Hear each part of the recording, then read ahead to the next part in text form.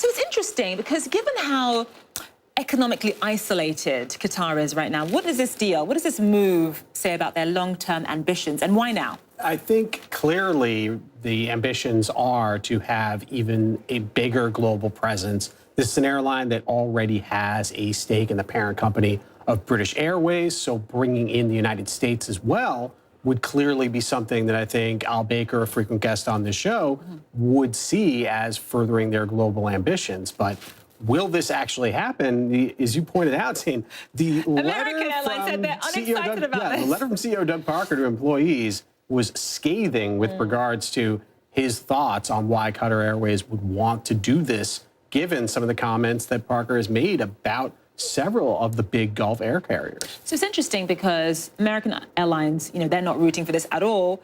But then when you look at the share price reaction, shareholders reacted positively. Yeah, and the whole sector went up. I think that this is seen as a further validation of the industry, the U.S. airline industry, which has gone from being, the dogs of Wall Street. It used to be something you wouldn't want to say. It's like, oh, people would think they're the airlines of this, the airlines of that. And that was bad news. It meant an irrational industry that cut prices and was always losing money and going bankrupt. Now, because of consolidation, you have 4 financially strong, healthy airlines in American, United, Delta, and Southwest. It makes sense why another carrier outside of the U.S. would find at least one of them attractive. And hey, even Warren Buffett has invested in the airlines now. So, and what are in terms of the Justice Department, what are the rules about foreign ownership of domestic airlines here in this country? We're below the threshold that would trigger some sort of regulatory review. I forget what the exact number is, but it is well below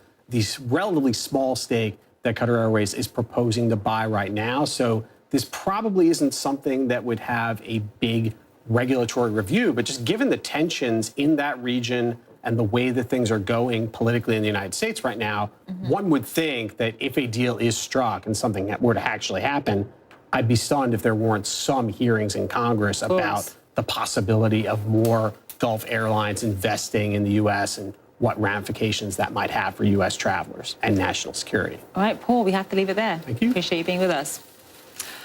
And Qatar Airways regional rival